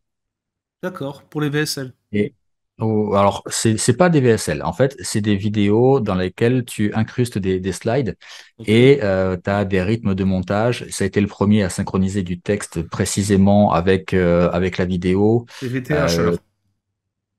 non, les VTH sont de base, les premières VTH en tout cas, qui Ouais, sont arrivées après son époque, c'était vraiment fond blanc avec du texte, quoi. ouais, c'est Là, ça, non, hein. t'as du facecam Ah, avec de d'accord. l'incrustation dans les slides, etc. D'accord, il a C'est remixé un très petit peu le complexe. truc, quoi. Bah, il l'a créé avant que la VTH existe, en fait. Ah, d'accord. D'accord. Ah, ouais, C'est c'est lui qui a carrément un vraiment introduit précurseur, sur quoi. le marché francophone la vidéo, la vraie vidéo de vente. Et lui Excellent. faisait des webinaires qui pouvaient durer 6 heures en vidéo, en webinaire de vente. Et les gens D'accord. restaient jusqu'à la fin. Eh ben, écoute, sans le savoir, j'utilise une de ces techniques. Parce que moi Ah aussi, oui, je fais bah, ça, ça du m'étonne pas. fast-cam avec du texte, machin, et puis des animations, des trucs, machin, parce que maintenant, on a de l'AI, on a ci, on a ça, donc on peut faire beaucoup Hmm. plus de choses. Et avec du motion, enfin, tu vois, des trucs intéressants qui donnent d'un coup du dynamisme à la vidéo. Parce que c'est vrai que regarder une vidéo de vente pendant 30 minutes, il faut s'accrocher, quoi. Ouais, ouais, Mais ouais. il faut ce qu'il faut pour convaincre en même temps. Donc voilà. Tout à fait. Et à Moi, partir du moment où tu apportes de la valeur et où tu connais un peu les mécanismes du cerveau, tu arrives à faire en sorte que ce soit une vidéo de qualité qui donne envie de rester. ah bah frérot, moi j'ai un copy chief, je te raconte pas le mec. Si je dis rien, il me fait des vidéos d'1 heure, soit sans problème, tu vois. Je lui dis, écoute, frérot, je peux pas faire ça si longtemps, 30 minutes max, quoi. Donc, ouais, on tire vers le bas quand même, tu vois, parce que lui, tu sais, c'est un fan des scripts bulldozer, tu sais, à l'américaine, tu sais. Des trucs qui Ah font oui, 200 scrolls, tu vois, pour arriver au call to action, trivialité, call to action, trivialité, enfin, tu vois, à l'ancienne, quoi. ok, ouais. Ça fait pas partie de mes méthodes, mais c'est efficace. Ah ouais, ça a fonctionné pendant longtemps, mais je pense que sur le marché français, ça marche pas bien. J'ai toujours eu de la réticence avec ça. Je pense que les Français sont plus directs en fait que les Américains. Les Américains, ils aiment bien qu'on leur raconte des histoires. Les Ouais. Français, va doucement avec les histoires, frérot, parce que Les les- Français, ils aiment bien qu'on leur fasse des promesses. C'est là qu'est la différence. ouais, aussi. Ouais. Ouais, les Américains veulent pas de promesses. Ils veulent du confirmé. Parce que eux, ils ont le petit bouton magique là sur leur application qui fait refuser le paiement. Et une semaine après. Donc, tu vois, Hmm. du coup, ils peuvent choisir facile. Mais c'est vrai que le français, ouais, il veut de la promesse sûre, voilà, direct. Et il veut il veut pas de bullshit, quoi, tu vois. Il veut qu'on lui dise directement ce qu'il y a, what's in it for me, direct. Explique-nous un petit peu la différence entre ces trois offres, parce que moi, vu de mon bord, là, comme ça, je vois pas énormément de différence, hormis ce que je vois ici, hein, 300 vidéos de formation sur le marketing, copywriting, l'intelligence artificielle, c'est énorme. Mais quelle est la différence C'est la seule fondamentale? différence. En fait, sur le basique, c'est un paiement en 4 fois. D'accord? Ok. C'est en fait comme le cursus va durer 4 mois. Je sais que il y a oui beaucoup d'augmentation, électricité, les courses, etc. Donc, j'ai mis directement un paiement en 4 fois que j'affiche directement sur la page plutôt que de le mettre en offre pour convaincre ceux qui seraient un peu récalcitrants. Je suis Hmm. transparent, mais je le mets là en première offre. Ouais, tu vas pas nous faire un downsell vicieux, quoi. Ok. Non, non, non, jamais. Et le business, c'est juste le paiement en une fois. Alors, il y a une petite différence, une très Mhm. légère différence qui permet de couvrir les frais comptables, etc. Bien sûr. Sur le paiement en 4 fois, mais elle est ridicule. Ouais, ça, les gars, faut vous le dire, hein, s'il y a des frais d'écriture quand on a une entreprise, hein. En tout cas, quand on paye ses charges et qu'on qu'on déclare tout, eh ben, il y a des frais d'écriture et il y a des frais surtout, enfin, il y a du temps de vérification des paiements, machin, tout ça, que tout est OK. Donc, ouais, voilà, il faut payer les gens, hein. Donc, voilà. Oui, totalement. Et donc, business, 347 euros, c'est le paiement en une fois. Et sur le premium, par contre, je donne accès à la totalité de mes vidéos. J'ai tourné plus de 300 vidéos de formation sur tous les sujets qu'on peut aborder dans le business en ligne. Et je donne accès à toute la bibliothèque sur cette offre premium à 997 euros. Excellent. Est-ce que je peux te faire un pied de nez, frérot? Vas-y, je t'en prie. Est-ce que je peux te demander un petit code promo pour ma commune? Un petit code promo pour... Ah, ça, tu Est-ce m'avais que pas ça se fait, préparé, cher? hein. Ben, je sais, c'est pour ça que je te le fais en Ouais, live. ouais. Comme ça, tu veux pas refuser. Je peux Euh, faire un code promo, ouais. Par contre, sur le paiement plusieurs fois, ça risque d'être un peu chiant non, avec pas sur le l'outil. paiement plusieurs fois, mais les gars, Ouais. soyez respectueux, hein, sur le paiement en une fois. Voilà, sur le paiement à 347 Bah, je peux te faire 50 euros sur le paiement à 347. On passe en dessous de la barre des 300. et ben voilà, comme ça, on est à 298, un truc comme ça. Donc, ouais, Ouais, très bien. 97, ouais. Et sachant que 197, ouais. sur le prochain cursus, dans 4 mois, le prix sera multiplié par 2. Et c'est pas marketing. Excellent. Vous avez compris, les gars, vous avez tout intérêt à regarder dans la foutue description. Je vous mets le lien vers cette page. Bien sûr, c'est un affilié, vous connaissez la maison, hein. On travaille, on mérite salaire, on n'a pas honte, on affiche voilà, directement notre affiliation. On peut pas vendre de la Mais et ne pas faire d'affiliation. exactement, ça devient un réflexe, frérot. Je te jure, tu vois, même sur des petits outils, je te jure, je me suis fait faire de l'affiliation pour 4 euros. Mais je m'en fous, en fait, c'est le principe, en fait, c'est mindset. Mais oui. Et voilà, et c'est ça aussi que vous devez comprendre, les gars, sur YouTube, c'est que ça devient tellement un réflexe, l'affiliation, que vous voyez de l'affiliation partout. C'est incroyable, quoi. Et donc, quand vous comprenez ça, eh bien, ça fait toutes des petites sources de revenus comme ça. Et si en plus de ça, vous faites du recurring, bon, bah, voilà, vous garantissez votre pérennité, les gars. Et c'est énorme. Ici, on a Et mis. surtout, il faut bien comprendre une chose. L'affiliation, ça fonctionnait il y a 10 ans. Ça fonctionne aujourd'hui et ça fonctionnera dans 10 ans. Mhm. Des bulles, il y en a eu plein. Il y a un truc que j'appelle, moi, les business allumettes. Les business allumettes, c'est tu craques la tête, tu as une grosse flamme et après, ça disparaît avec un peu de fumée. Les NFT, ça a été ça. La C'est ça. crypto, pendant longtemps, ça a été ça. On peut toujours faire de l'argent avec la crypto aujourd'hui, mais beaucoup moins. Et l'intelligence artificielle, c'est ça en ce moment. Et il y a plein d'entrepreneurs qui font que ça, enchaîner les business allumettes. Et ils essaient de perdurer comme ça, mais ils galèrent. Ils galèrent. On les voit de temps en temps, ils disparaissent. Dès qu'il y a une nouveauté, ils reviennent. Ah, je suis expert du truc qui vient de sortir. Ouais, c'est Ok, ça. super, j'ai sorti une formation. Waouh, parfait, on peut te faire confiance à toi, tiens. C'est ça. Mais Je me suis fait insulter sur l'affiliation, YouTube, sur ouais. Facebook la semaine dernière à cause de ça. Ah bon? Bah ouais, je tombe sur une page de vente, le mec c'est un illettré, tu vois, il fait cinq fautes, tu vois, quand il écrit trois mots, tu vois, et moi je me dis, et le mec il se prétend expert en intelligence artificielle. Et donc moi je me demande comment est-ce que tu n'es pas capable de faire relire ta page par ChatGPT parce que tu es nul en orthographe, en grammaire, c'est pas arrivé. Déjà, ça m'étonnerait pour un copywriter, mais enfin, bon, ça peut arriver. Oui. Mais si tu es si intelligent, si tu es si calé en intelligence artificielle, pourquoi n'as-tu pas pensé de faire relire ta page par ChatGPT? Ça me paraît très simple comme ça. Et ben j'ai dit ça, je me suis fait insulter par tout le monde. Ouais, mais attends, Oh, l'orthographe, la grammaire, c'est pas si important. Ah non, c'est pas si important. Bah, du coup, ça te casse dans ta lecture, frérot. Tu vois, tu vois des fautes de partout, tu sais, ça devient. Tu sais, t'as l'impression de tomber dans un monstre aux plantes, tu vois, tu te fais hmm, agresser là, tu vois. carrément. Et donc, voilà, moi, je supporte pas ça, tu vois. Et je suis pas un modèle de l'Académie française, les gars. Je fais plein de fautes aussi, Non, hein. mais Mais c'est jamais volontaire et je fais toujours ça en crée de la sorte de. friction. Exactement. Et de la confusion. Parce que du coup, Hmm. tu te dis, oh, est-ce qu'il est vraiment futé le mec pour faire ça? Parce que là, il sait pas écrire quand même, hein. Et Il pas veut des. juste mon argent, en fait. Il n'a pas fait l'effort. Exactement. Et c'est pas des fautes, frérot, j'ai oublié un S, tu vois, j'ai une coquille Hmm. par-ci ou par-ça. Non, non, c'est du Nabila style, hein. Tu vois, le mec, tu vois, il te raconte des trucs, tu vois, c'est même pas des vrais mots. C'est des mots qu'il a inventés, quoi, tu vois. Et tu te Ouais, dis, oh putain, est-ce que je peux avoir confiance en ça? Bah non, c'est bien sûr que évident. non. Et Bien le. sûr que non. Je vais te dire un truc. Il y a quelques années, j'ai investi dans une startup qui avait développé une intelligence artificielle dans l'immobilier. Cette IA te permettait de trouver en automatique des biens à la location ou à l'achat en fonction de tes critères, des critères très variés. Mhm. Ça fait des années que je l'ai fait. J'ai suivi le truc et je connaissais un petit peu, tu vois, l'intelligence artificielle. Mais quand il y a eu le boom ChatGPT, quand il y a eu tout ça, jamais je ne me suis cru légitime pour sortir une formation sur l'intelligence artificielle. J'ai rebossé le truc de mon côté, j'ai rebossé les outils, j'ai testé, j'ai fait, et après, oui, j'ai sorti des méthodes adaptées à l'affiliation pour utiliser ces outils-là. Mais jamais je me suis senti légitime, comme les autres, de sortir un truc pour profiter de la vague, quoi.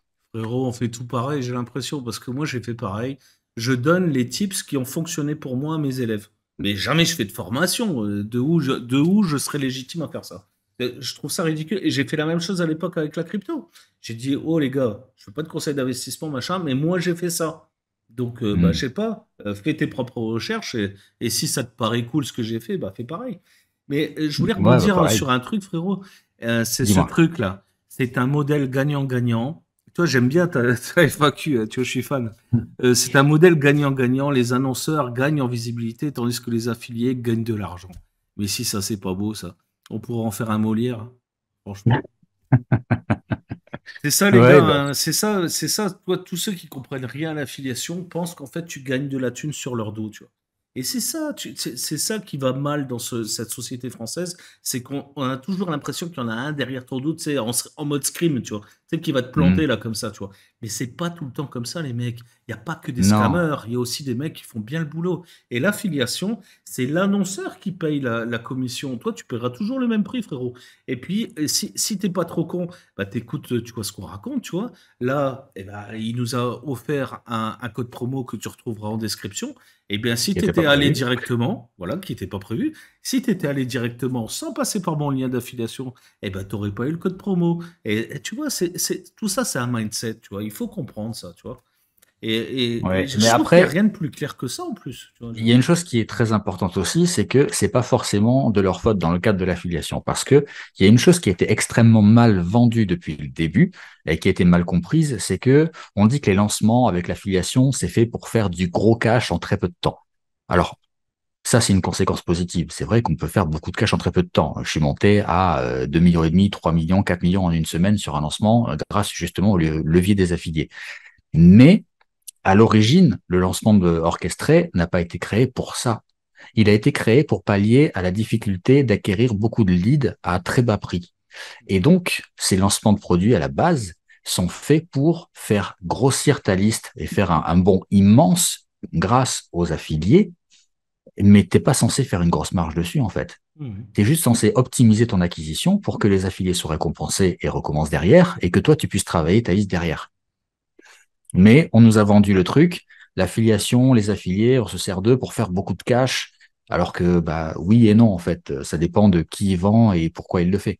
C'est clair. En plus de ça, enfin, je sais pas si toi tu fais comme moi, mais moi, si tu veux, je mets jamais mes programmes en public. C'est-à-dire que personne ne peut faire de l'affiliation s'il n'est pas venu me voir avant. Je donne un lien Mm. spécifique, machin, et souvent même un tunnel spécifique, tu vois. Comme ça, je peux mesurer leurs stats, machin, tout ça, tu vois. Et ça, c'est un truc que j'ai pas fait depuis le début, tu vois. Aller me mettre sur des plateformes genre un TPE, System.io et compagnie, je trouve que c'est la mort de l'affiliation, ce truc-là. Parce que tu as n'importe qui raconte n'importe quoi sur ce que tu fais, et puis les gens, ils arrivent, non, mais moi, on m'a dit tel truc. Bah non, c'est pas vrai. Tout ce que je dis, ça, tu peux le prendre pour argent comptant, mais ce que un affilié de je sais pas où, que je connais même pas, t'a dit, Mm. bah non, c'est pas juste ça. Donc c'est pour ça que je te rejoins à fond dans ce modèle de donner accès à tes programmes, à tes élèves, aux gens qui te connaissent, aux gens qui comprennent, tu vois, ta façon de travailler, etc. Parce que bah, il n'y a que comme ça qu'on fait de la bonne affiliation. Et si tout le monde réagissait comme ça, alors je suis pas contre les plateformes, hein, c'est pas ça le problème, hein, mais c'est si tout le monde était, tu vois, intelligent, je veux dire, dans l'affiliation, ça serait bien perçu. Il n'y aurait pas de problème, machin, tout ça, tout le monde comprendrait, etc. Tu sais, mais par moment, tu as l'impression que qu'on parle du dropshipping, quoi, tu vois, tu sais, ça n'a rien à voir, quoi. Et Non, ça n'a rien à voir. En vérité, il y a deux choses là-dedans. Premièrement, moi, est-ce que j'utilise les plateformes? Oui, j'utilise les plateformes, mais pour certains programmes très ciblés. Déjà parce que, comme je l'enseigne, il faut que je sois capable de savoir comment ça fonctionne, premièrement. Et ensuite, parce que ça me permet de découvrir de nouveaux affiliés. Et oui, sur du système IO, il y a majoritairement du scam. Et si tu regardes bien, quand tu postes un lien en système.io sur Facebook, maintenant, le post est refusé. Donc, si t'as pas un nom de domaine personnalisé, c'est mort. System.io est associé au scammer, donc tu peux plus poster de lien System.io directement sur un Facebook. À Ce côté qui de en même ça, temps est anti-professionnel, hein, parce que voilà, si t'as ne serait-ce qu'une conscience du branding, tu peux pas poster un lien système.io. Enfin, je veux dire, je suis d'accord. C'est à part si tu veux faire un business temporaire, à ce moment-là, partir avec la ouais. caisse, bon là, c'est Et puis pertinent. envoyer des emails avec Gmail, frérot. Tu vois, on a tout vu, tu vois. Voilà. C'est ça. Et la deuxième chose, c'est que tu l'as dit et répété, je fournis le matériel de promotion. Ça me Hmm. permet de maîtriser la communication. Ça, c'est Tu cool. vois, je sais qu'ils vont avoir la flemme d'aller chercher. Si je leur fournis le matériel, ils vont dire ce que j'ai envie qu'ils disent. Ouais, c'est une bonne façon de faire. Parce que quand tu prenais les emails et les images, bah forcément, ils n'ont pas envie de se les retaper, quoi. Donc, ouais, Exactement. c'est une Alors, bonne ils peuvent méthode. personnaliser, je leur dis, je leur conseille Bien de sûr. personnaliser à leur manière de faire. Oui, mais ça, c'est Mais, pour le icebreaker. hmm, Voilà, c'est tout. C'est pour casser la glace avec ton audience. Donc forcément, tu vois, il faut personnaliser. Et ça, c'est d'ailleurs, ça. tous les mecs qui comprennent pas ça sont des courges en affiliation. Si tu personnalises pas, bah forcément, l'email écrit par quelqu'un d'autre, bah, ça se ressent dans ta suite d'emails, Hmm, quoi. Donc, forcément. bien sûr. Mais ça fait quand même une belle base. Et puis, tu connais le pourquoi du créateur. Et le pourquoi du créateur, il n'y a que lui qui le maîtrise. Donc, il faut respecter ça. On est d'accord. C'est Mais dans intéressant, tout. tu vois, de travailler, enfin, de discuter comme ça avec des mecs qui sont pros dans l'affiliation. Putain, ça me change un petit peu, tu vois, des discussions, tu vois, de Facebook et compagnie, tu vois, sur l'affiliation, parce que, ouais, j'ai arrêté, hein. Mais à l'époque, Tu c'était vas en ça. trouver beaucoup et j'en vois qui commencent à sortir des pubs à la chaîne sur TikTok, etc., qui se font passer pour pro de l'affiliation alors qu'ils sortent de l'œuf. Mm. C'est OK. Moi, je dis, Non, il en faut pour tout le monde, prenez mais votre bon. part du business. Mm. Ça va aider à évangéliser le truc, à diffuser l'affiliation, à faire comprendre à tout le monde que c'est sans doute, et là, c'est mon avis personnel, mais pour moi, c'est le meilleur business en ligne que tu peux lancer. C'est celui pour lequel tu n'as aucun risque de perte d'argent, Mm. De à moins que tu balances des campagnes de pub à fond sans y connaître rien du tout. Là, c'est ta toute responsabilité. façon, la plupart des annonceurs refusent les pubs, frérot. Ça, il faut le dire aussi. Les mecs qui Quand font de c'est la mal fait, oui. publicité. Bah, surtout les mecs, quand ils font déjà de la publicité, si tu remets de la pub dessus, tu viens de leur bouffer les leads et ça monte le CPC. Donc voilà, et personne n'y est content avec ça, hein, donc voilà. Oui, mais justement, je conseille à mes élèves de ne jamais faire de publicité pour un programme d'affiliation. Tu fais toujours de la publicité pour de l'acquisition et après tu envoies sur le programme d'affiliation. Exactement, tu fais du recrutement, bien sûr, bien sûr. Exactement. Donc, quand tu fais comme ça, en général, ça passe. Après, ça dépend forcément des domaines. Si tu veux faire de la vente d'organes, bon, Facebook va pas être d'accord, hein. Ouais, ça c'est évident. Non, mais Mais on peut voilà, faire les choses bien, tu vois, c'est ça qu'on essaye de oui. transmettre dans cette interview, c'est qu'on peut faire les choses bien, on n'est pas obligé de faire les spammers de service, les machins. Non, Tu sais, j'en suis rendu enfin, il y a des types qui viennent me voir, tu sais, ou qui répondent à mes emails, etc., pour me dire, Seb, je sais que tu as plus du make money, hein, tu vois, c'est plus mathématique à moi, on va dire. Mais est-ce que tu peux pas me conseiller un bon créateur, tu vois, d'infoproduits dans la santé ou dans la spiritualité, etc. Et j'avoue que j'en fais pas beaucoup. Alors, j'en connais pas énormément, mais ceux que je oui. connais, en général, je les renvoie là-dessus. Et pour ça, tu vois, frérot, tu vois, je vais te choquer, mais je fais même pas d'affiliation. Je dis simplement, tu vois, bah, tu ferais mieux d'aller voir un tel, tu vois, il m'a l'air d'être bien, tu vois. Mais ce que je veux dire par là, c'est que si tu es bon affilié, tu deviens bon conseil. C'est-à-dire que les gens viennent te chercher pour du conseil et non pas, tu vois, de- comment je veux dire, tu vois, si tu fais, tu vois, du spam, du machin, tout ça, tu n'auras jamais ce genre de relation avec les gens. C'est impossible, impossible.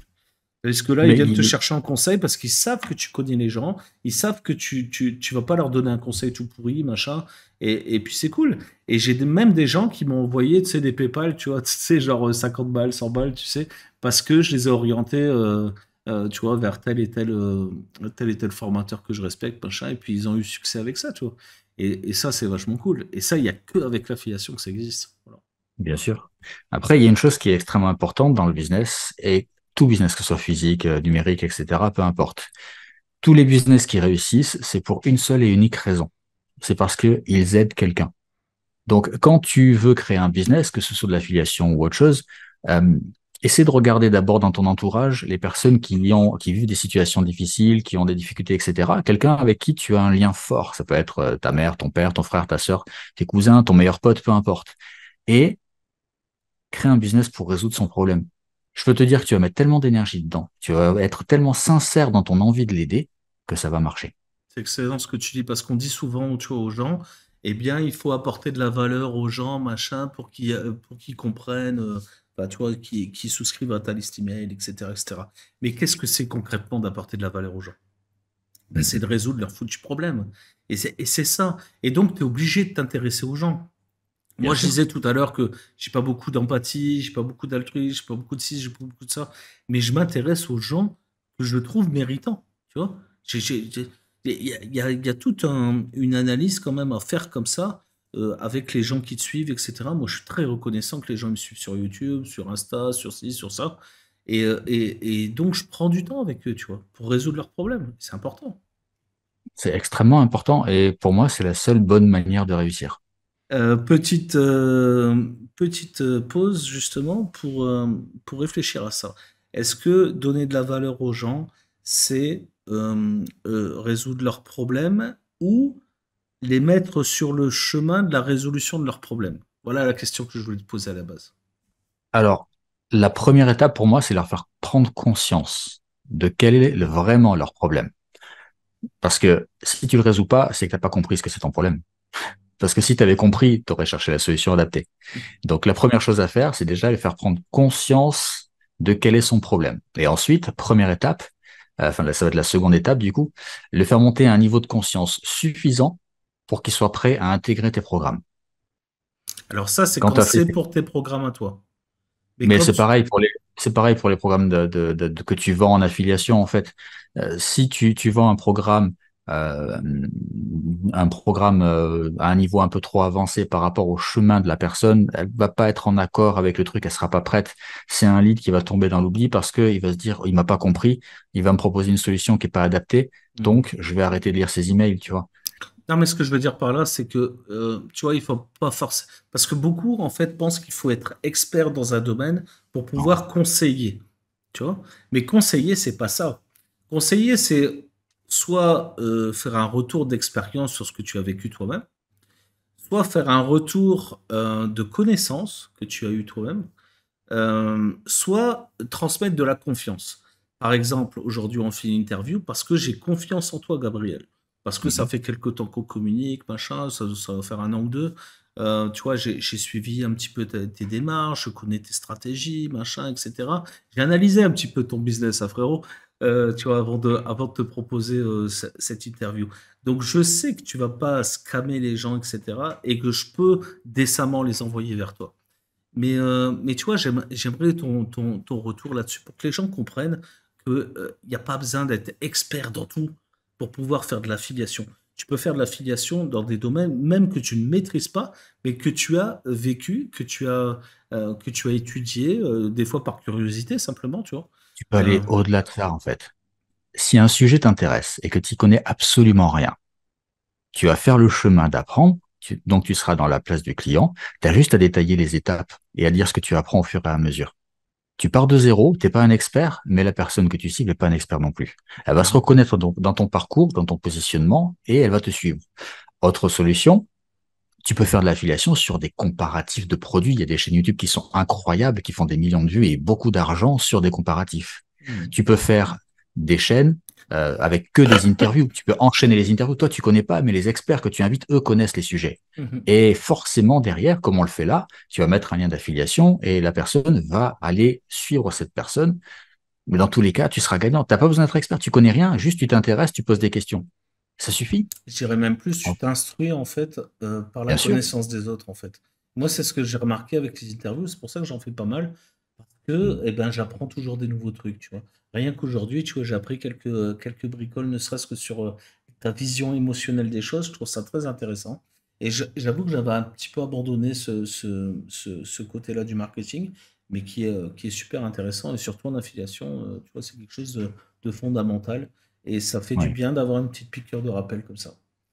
Écoute, j'ai passé un très bon moment avec toi, Gabriel, je tenais à le dire. Moi aussi. Tu vois, ça faisait longtemps que je voulais t'inviter, et puis à chaque fois, il y a des calendriers qui se croisent et machin, et voilà. Des lancements qui sont pas. Enfin, tu vois, on a tous nos périodes un petit peu focus quand on fait Chargé. des Oui, choses. ça. Voilà. Je suis très content d'avoir passé ce moment avec toi. J'espère que sur YouTube, vous avez compris que c'était un mec sérieux. C'est un gars qui vraiment et fondamentalement veut aider les gens à réussir. Et ça, je pense que très sincèrement, j'en connais beaucoup des infopreneurs, hein. Tu vois, il y en a pas mal qui sont passés ici sur cette chaîne, mais j'en connais beaucoup en off. Il y en a très peu qui ont fondamentalement ce truc-là. C'est très peu. La plupart, ils sont là pour faire du cash, je le dis, tu vois. C'est pas forcément des arnaqueurs, hein, tu vois, c'est pas ça du tout, hein. Mais ils sont là pour faire du cash. Et l'argent est toujours corrélé à leur temps, etc., etc. Gabriel, c'est pas ce type-là. Moi, Non, je le d'ailleurs, je suis t'enverrai pas. la facture pour cette interview Ouais, si tu veux, ouais. Je te paierai en en étoile. Bitcoin. Non, en étoile dans Bomberman, frérot. Ok. Euh, voilà, tu vois, c'est ça vraiment que je voulais mettre, enfin, souligner dans cette interview, c'est que déjà, on fait pas une interview par intérêt. Ça, c'est la première chose. Deuxième chose, on présente des gens vraiment qui ont de la valeur et qui respectent, tu vois, les valeurs de la chaîne. Tu vois, il y a plein de gens que je pourrais inviter, mais que bon, j'évite parce que ça fonctionne pas. Même s'ils sont très bien dans la vie privée, ben, dans le pro, tu vois, on matche pas en fait, tu vois, ça le fait pas. Ici à Maurice, je pourrais faire des interviews toute la journée, tu vois. Il y a tellement Oui, d'infopreneurs, là, tu il y a vois. du monde, oui. Il suffit que j'aille dans le nord de l'île, là, bah, c'est bon, tu vois. Voilà, je passe mes journées à faire ça, mais ça m'intéresse pas parce qu'on n'a pas ce même mindset, tu vois, d'accompagner les gens, d'aider les gens au-delà de l'argent. Voilà. Parce que tous les deux, on a réussi, tous les deux, on a suffisamment d'argent pour être à la retraite. Enfin, je crois que pour toi, c'est encore pire que moi, il me semble.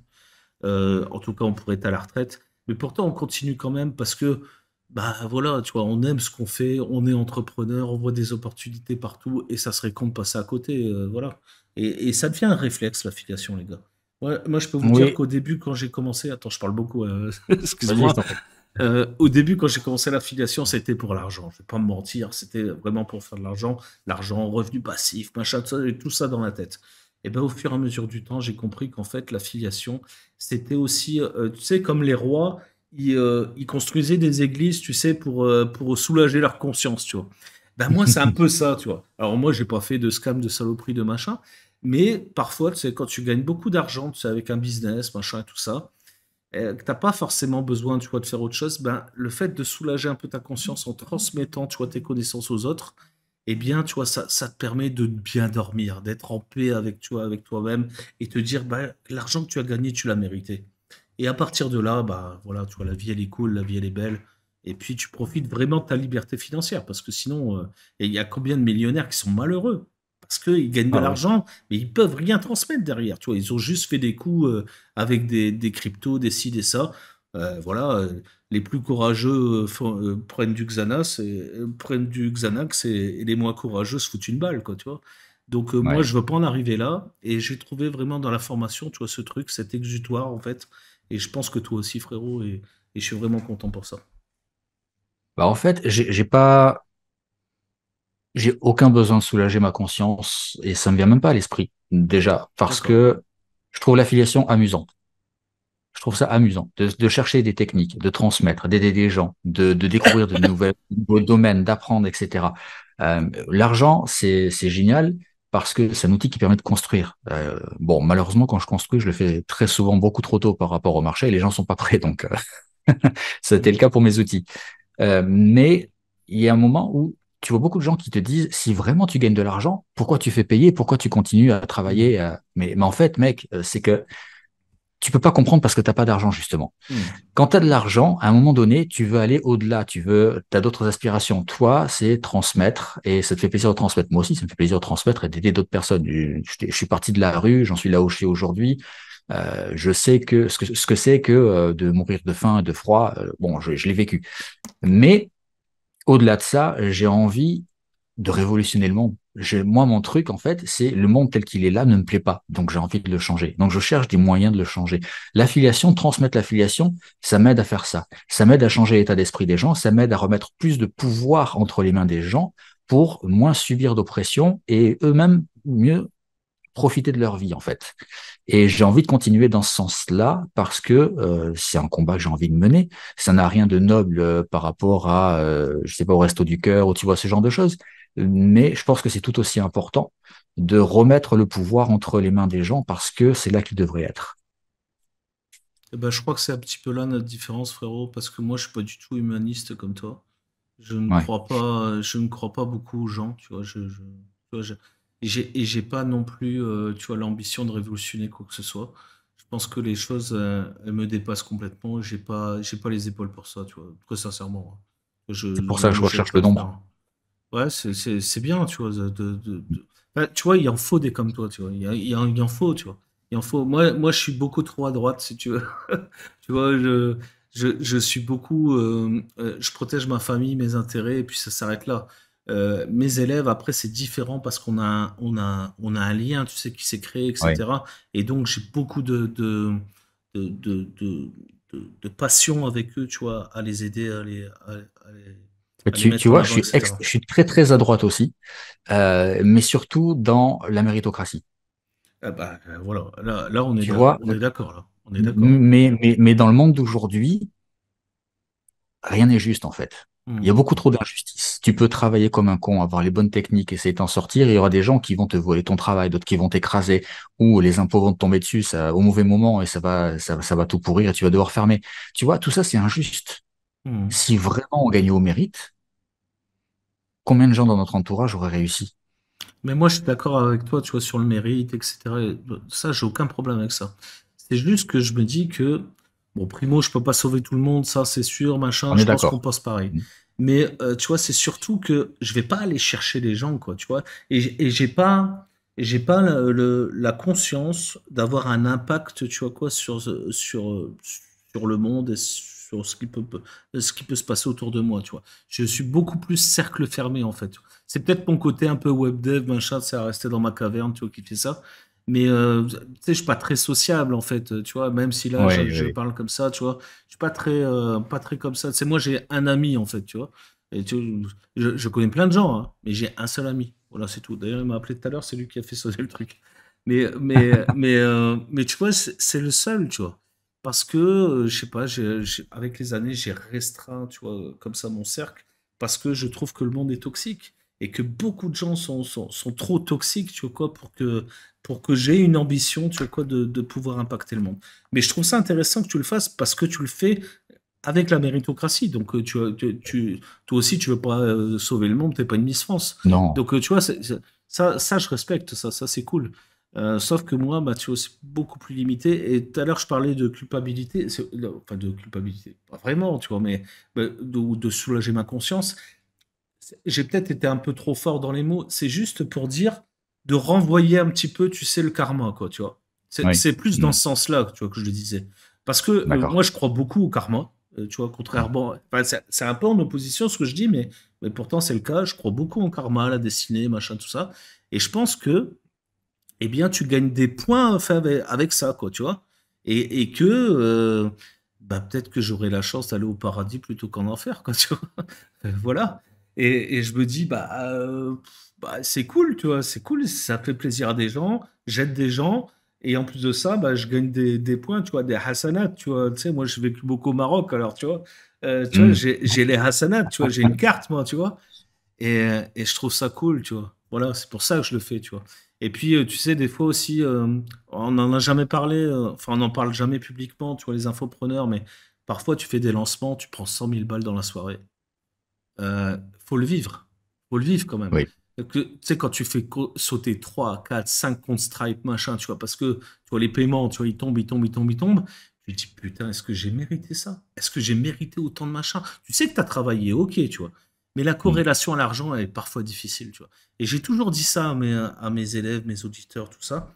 C'est parfois plus difficile de gérer la réussite, la grosse réussite, plutôt que l'échec, en fait, finalement. Parce que l'échec, Hmm. bon, je veux dire, t'es en bas, tu vas pas tomber plus bas, hein, tu vois. Donc, C'est ça. Et le manque est devenu confortable parce que c'est une situation que tu as toujours connue. Donc, c'est quand tu ça. commences à connaître l'abondance, tu as tellement peur de le perdre, de redescendre à nouveau, que c'est plus facile de rester dans ta situation actuelle. Aussi, ouais. Aussi, ouais. Ouais, ouais, il y a ce truc-là aussi de la peur, tu vois, de retomber à ce que tu détestais, Hmm. quoi, tu vois. Je me rappelle quand j'étais petit, tu vois, je disais, en fait, tu sais, j'ai écrit un livre là-dessus, tu vois, Trop con pour être riche. Et je disais, en fait, tu vois, bah, moi, tu vois, quand j'étais petit, je voulais être riche. Mais en fait, tu sais, dans mes mots de gamin, c'était ça. Mais en fait, ça voulait dire chez moi autre chose. Ça voulait dire, je ne veux plus être pauvre. C'est pas Oui. pareil. Et quand tu as compris ça, en fait, tu as compris qu'en fait, la richesse, c'était qu'une étape, en fait. Et que bah, finalement, tu vois, il y a encore plein de trucs derrière, tu vois, c'est pas la Ah fin. oui.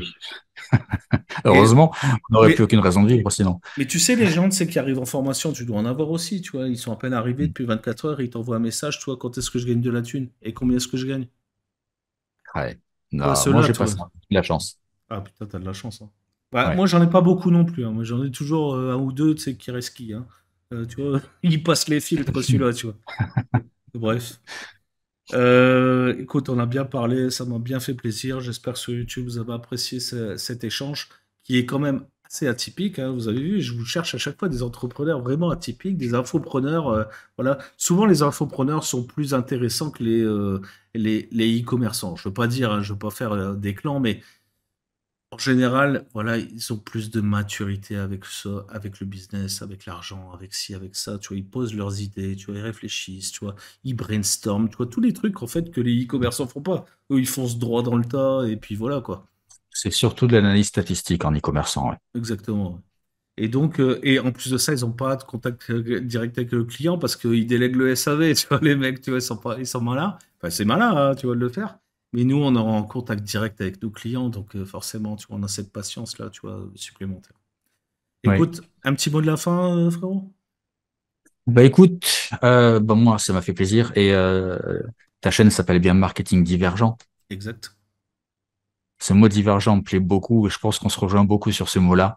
Mais c'est pour ça qu'on a des points communs. Tu Ouais. rigoles. J'ai Donc, retenu ton mouton-truche, hein. Mouton-truche, c'est le pas... moutruche. Ouais, le Mou- moutruche, ouais.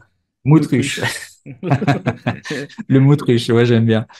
Et donc, continuez à réfléchir par vous-même, continuez à chercher la divergence au lieu du conformisme, même si le conformisme, c'est confortable et ça demande beaucoup moins de challenge. Vous verrez que votre vie en sera beaucoup plus passionnante. Donc, merci à toi de continuer à diffuser cette manière de penser et de faire découvrir des gens comme moi.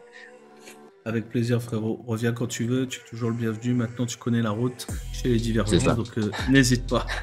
À tous sur YouTube, n'oubliez pas, comme d'habitude, le code YouTube, un like, la cloche abonnée, la zone commentaire est faite pour toi, frérot. Donc, si tu as quelque chose à me dire, si tu as quelque chose à dire à Gabriel, qui regardera aussi les commentaires, forcément, eh Tout bien, à fait. dis-le, on va te répondre. Et puis, bah, comme d'habitude, les liens sont en description. La chaîne de Gabriel aussi, si tu vas aller faire un tour.